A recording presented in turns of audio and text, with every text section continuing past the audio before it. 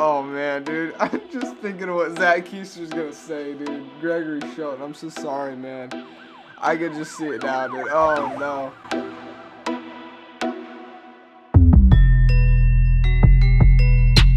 Alrighty, guys. Welcome to the channel. Here we are. You guys asked for it. You guys begged for it. A lot of you guys wanted this video. You want to take a look at the stats, and like, I can understand that, and that's exactly what we're about to do in this video. This is going to be nothing but stats.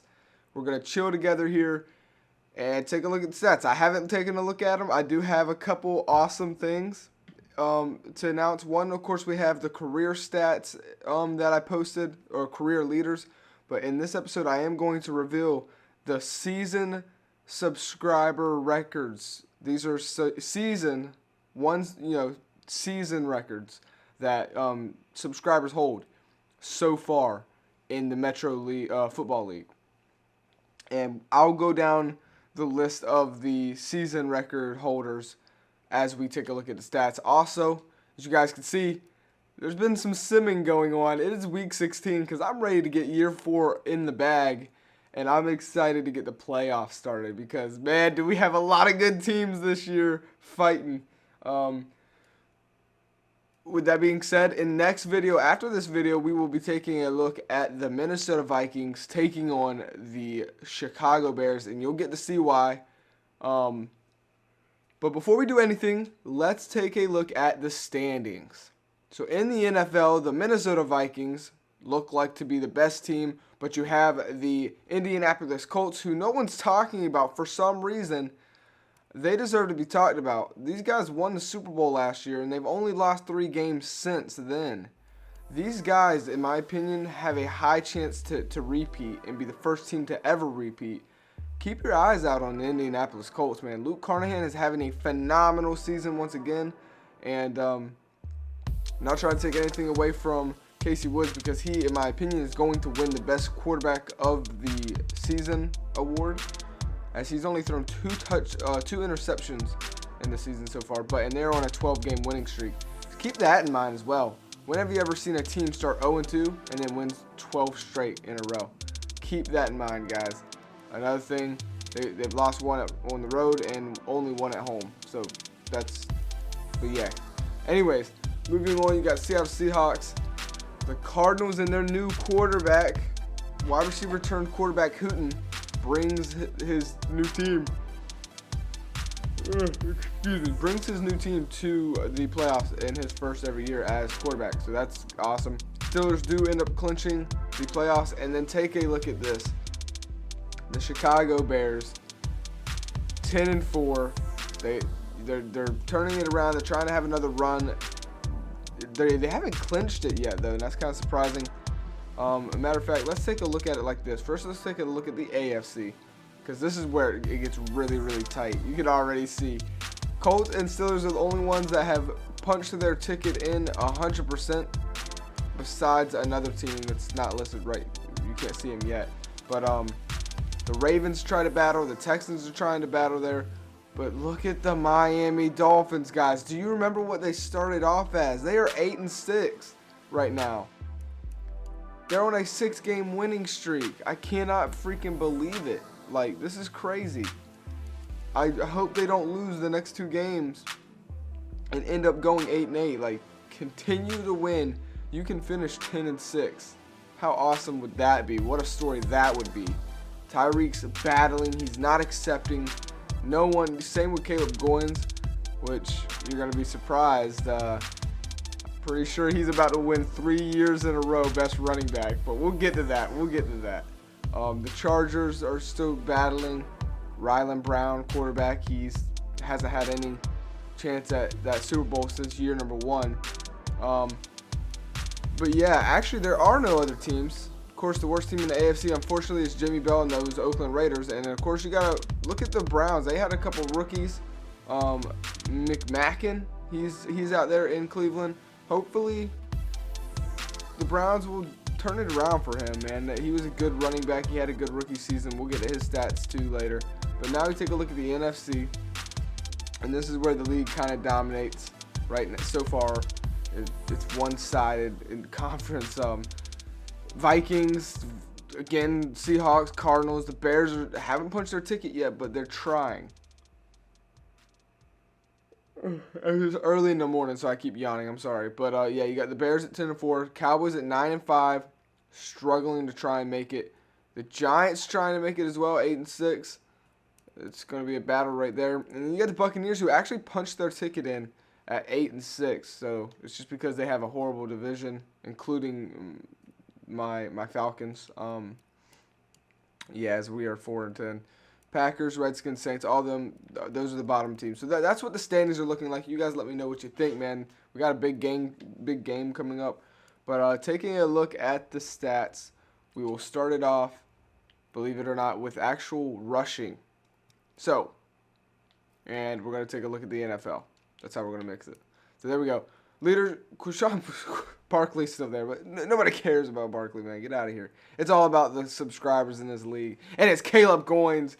For the longest, it looked like Zach Keiser was going to get his first best running back award. Looks like Caleb Goins is probably going to sneak it. Well, not probably. With only 2 games left, it would take a lot for Zach Keiser to shoot up. But Kenneth Neal, though, could definitely steal it. It's a battle between two. For this award, it's only between 2 running backs at this point, and it's Kenneth Neal and Caleb Goins. Kenneth Neal won the Super Bowl last year. He had a phenomenal year. He's a running back that no one really talks about, who he deserves to get talked about. And in my opinion, he's definitely still got a chance. He could surpass Caleb Goins, not just in rushing, but also in rushing touchdowns in 2 games. It's still possible. He's still there to get it. Can someone decrown the best running back in the league, who's been the best for 2 years? With that being said, Caleb Goins, he came out and he did say on Twitter on a comment, he loves the awards and he appreciates, the Metro for giving them to him, but there's one thing that he doesn't have that he really wants, and that's that Lombardi trophy. He wants to hold that thing up. But being the best running back 3 years in a row is actually something that you'll hold as a record that no one will do in a long time, I think. You're dominating the league, and chances are he'll win it again. With that being said, another thing that Caleb Goins holds is the most rush yards in one season. He holds that record, and that record is 1,557 rush yards. No one has broken that for a subscriber yet. He holds that since, I think it was his year 2. So he's been holding that record for a while now. With that being said, we move on to rushing touchdowns. And even though Zach Keiser hasn't had that many this year, he does technically hold the record for most rush touchdowns in a season at 11. But it looks like this year is going to be the year where it gets broken. Caleb Goins could break that record. Dino Thomas has already tied it. All he's got to do is get in the end zone once, and he breaks it. But since Zach Keiser was the first one to do it, his name will stay there until somebody can get 12. That's how we're going to do it. So right now, Zach Keiser does hold a record. But he's watching and he's looking. And Craig Allers is another subscriber that could break it as well. So keep that in mind. I do want to take a look really quick since we're here. And again, we're just chilling. We're going to be taking a look at stats, guys, since this is what you guys really, really wanted. There's another subscriber that could break that. Man, there's a lot. Chances of it getting broken are pretty high. Nick Diaz could break it as well. Here he is, Victor McMacken.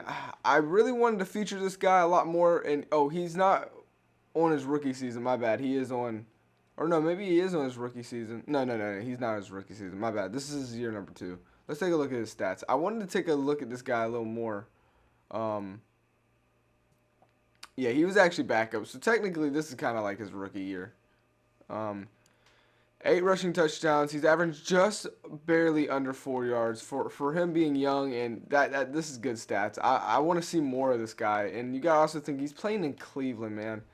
Like, this guy is going to be good. I want to watch more of him. I want to sit down in a game and actually get to see that guy eat. But besides that, Roddy Rodman, he was a rookie this year. He averaged over 4 yards per carry. He only got in the end zone 3 times though, but that's okay. He tried to do his thing out there. We'll see what happens with him. But Yeah, moving on. Ja'Cory Davis, another rookie running back. This one he didn't have so much luck. He averaged a little under. He averaged under 4 yards per carry. He did get in the end zone 5 times, but I think again, these guys are going to be good. They're younger. Next rookie, and this is probably the best rookie out of the three. In a way, I guess I'll say, because he was splitting runs with Nick Diaz. He wasn't the starter. He didn't get nowhere near as many carries, but he did put up the numbers when he did get the ball handed to him. Almost averaging 5 yards per carry. That's on Zach Keister's level. That's on Caleb Goins' level. Question is, can he be consistent? We don't know that yet because he's not getting the carries of a starter. He did get in the end zone 7 times, with that being said, and broke 21 tackles. So, pretty sure this kid is going to be pretty good. Alex Perez, another subscriber who could break the rush touchdowns of most rush touchdowns in the season record held by Zach Keister. He's there, and he could do it. Again, not the best running back, though, when it comes to average per carry. He's going to want to get that up. But, yeah, so enough of that. We're going to move on to passing now. Here we go. I know you guys are wondering about the stats for this. First off, Chance Hartzell, he's pushing one of the records, and that's most pass yards in a season. Guess who that's held by? It's held by none other than Quashawn Hill, who threw 4,224 yards in a season. Chance Hartzell could break that. In 2 games, he probably will. So, yeah, Casey Woods. In my opinion, this is the guy who's fighting for best quarterback. Chances are he's going to win it. Look, I don't care if you threw this many yards, but this is something hard. What Casey Woods has done this year is something a lot of quarterbacks can't do. He has only thrown 2 interceptions. He has been on the money. I would say Luke Carnahan is right there battling with him, though. But I would definitely have to give it my hand to Casey Woods. Luke Carnahan's doing his thing. With that being said, speaking of Luke Carnahan, he's already tied the record. He holds it. He holds his own record. Most passing touchdowns in a season. Luke Carnahan threw 37 one season, which is the most out of any subscriber. He's done it once again. He's not looking to just hold on to his record, but he's looking to improve it. Casey Woods has something else to say about that. I do think he's the only one who can try and break Luke Carnahan's record. But then again, Luke Carnahan's going to break his own record. It's going to be a shootout to see who can hold that record there. But yeah, this is a good one. Chance Hartzell's done good. George Santana, we all seen he was with Miami. Then he had that big trade. He's turned his career around. He's ready to play for the Eagles. Hooten, he's proven himself as a quarterback. I think no one could talk crap to him. He threw 30 touchdown passes, 7 interceptions, and there's still 2 games to go. He's doing his thing out there. Nolan Price, he's doing good. I think we just got to build around him. He's got a crappy team. Roberto Nandino, he fell back to earth after losing that Super Bowl in his rookie year, but he didn't have a bad season this year. I think his team's just struggling. Tyreek Whitehead, though he's not putting up those amazing numbers, these are still very good numbers. I mean, only 6 interceptions, 25 touchdown passes. He's still doing his thing out there. He's among the best quarterbacks in the league. Top 3, in my opinion. And I probably have him at number 1. Number 1 or number 2. Dustin Swin, there you go. Sean Parker, who's retiring after this season.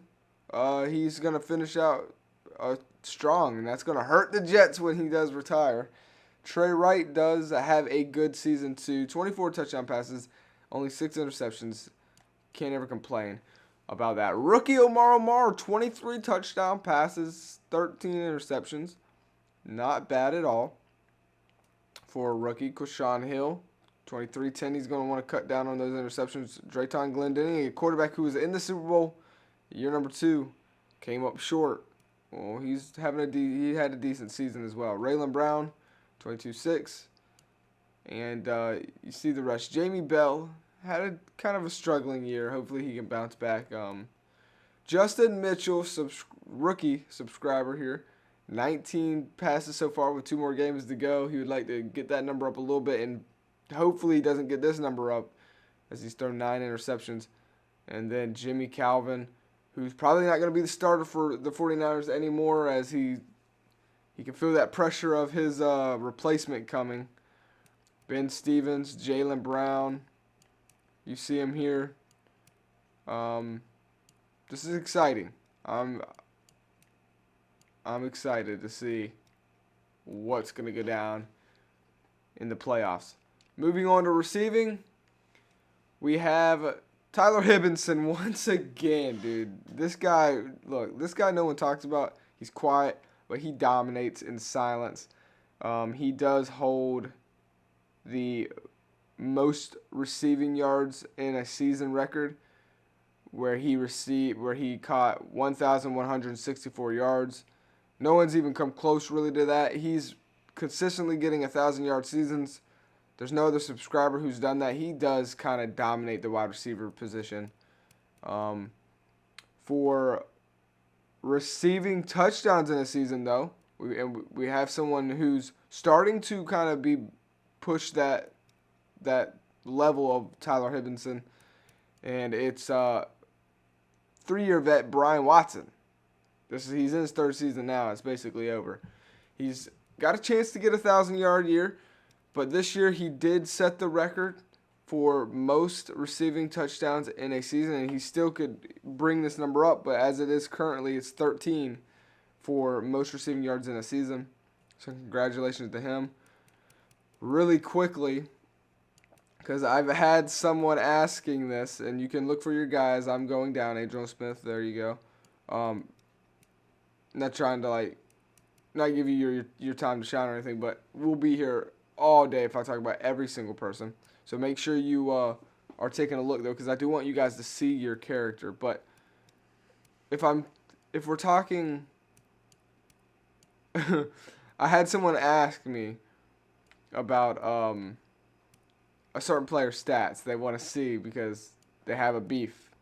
And he gets to see his stats all the time, but this guy doesn't really get to see his stats. Can he back up all the talk that he's saying? Like, what kind of career is this guy having? And I'm looking for him, and I'm pretty sure you know who I'm looking for. Here he is, Gregory Shelton. Another lackluster year for the man. Let's take a look at the stats. I'm a little nervous for him, man. Let's see, Gregory Shelton. Here it is. He's in his 3rd year, and hasn't put up more than, he's never got 700 yards receiving. He probably won't do it again this year unless he has 2 amazing games. He has the most, he's coming off of I would assume, the best season of his career. Oh, man, dude. I'm just thinking of what Zach Keister's going to say, dude. Gregory Shelton. I'm so sorry, man. I could just see it now, dude. Oh, no. He's typing right now. I see him. He's typing a long message, dude. He's about to... Oh, no. Greg, dude, what are you... GS, man. Dude, what you gonna... Dude. Oh, no. Go easy on the man. Go easy on the man. Look, he's clearly not fitting in Dallas, dude. This is yikes. Yikes. Okay, we'll just get off of that screen. Lloyd Graham Jr., tight end. He's doing phenomenal. Let me take a look really quick for... let's take a look at the tight ends, if I can find them. There's a couple guys I want to show. Guys that are always commenting. I know you guys want to see your stats. I try to get to you guys first. The more active players, I try to get to them first, so you guys can see and stuff. Let's see if I can't. Tight end, which it looks like there's George Kittle. How's George Kittle above? Okay, whatever. We'll just keep looking. So James Skaggs, here's James Skaggs. For tight end, that's not bad. I mean, that's in my opinion, that's good. He could definitely go a little better nowadays, but I think he's going into his 4th year. If he could have, it'd be nice if he could get, I know if he had an off season in 2030, so he's trying to bounce back here. These are decent numbers for a tight end, man. This is acceptable. I mean, he's putting up the numbers that his teammate across the way, Gregory Shelton, is doing, but he's the star wide receiver. So, and then again, maybe I don't know. I mean, that is a question. You got James Skaggs, Gregory Shelton to throw to, and maybe something's not working there. Maybe it is the quarterback problem. Who knows? But I did want to take a look at. I can't find him, so I'm just gonna go to the team really quick. Luke Adams, who kind of stole the show. Well, I'm not going to say stole the show, but everyone was talking about Luke Adams after last episode, after last game. They seen how big this man was and how he was out there balling. And now it's time to take a look at him. He, it's weird because they actually had George Kittle starting at the beginning of the year a lot more than Luke Adams. They finally started Luke Adams at the end of the year. So these numbers are not fair. So let's just keep that in mind. Going into next season, after they've started Luke Adams, he's dominated. Don't expect him to be the second string going into next season. He deserves the starting spot. He's 20. I mean, he's wait, no, he's not 26. My bad. He's 27. He's young. He's way younger than George Kittle. It's time for George Kittle to retire. He's 37 years old, man. It's time for him to get out of the league. It's time for Luke Adams to shine. These stats, unfortunately, aren't going to help him make like the Hall of Fame, but he's got plenty of years to play still and make up for it. So let's get this thing moving. Let's get this thing rolling. We got to get over to now the defense. My favorite side of the ball. And this is gonna be fun. I just love defense. They don't get the glory as the offense does, and that angers us, man. That makes us want to hit you even harder, and I love it. So right off the rip, we're going to talk about tackles. Who holds the league the subscriber record for most tackles in a season? Well, it's Blake West. Blake West from Dallas holds it. He has and it's 139 tackles. He got that in one season. That is the record. Well, right now, trying to find a subscriber, not even in the top of the top. It's Steven Cruz, though. Now, Steven Cruz is a guy you got to respect. You need to have respect for. You don't have a choice. Because he's done something that no one on this channel has ever done. And probably won't ever do in a long time. Because it's kind of hard to do. I mean, there's a lot of people competing for it. But he won the Super Bowl MVP award. Not just won the Super Bowl, won the Super Bowl MVP. Steven Cruz, and that happened last year, and they're looking like they're going to have another run. He is leading in tackles for subscribers this season with 103. Watch out for Steven Cruz, Super Bowl MVP. He's coming again, back to back. Blake West is there with 99, 2 sacks. Let's see, anybody else up here with tackles? DeBreezy Juan Bruja with 89, and he was a rookie, so that's very good for a rookie. He has 1 interception. I like that. Christian Griffin, 87 tackles for the rookie middle linebacker. That's really good rookie season. Not bad at all. And then his brother over in Cleveland, Lamont Griffin, 85 tackles, 3 INTs, coming close to that record, but he could actually break the record for interceptions. It's not too late.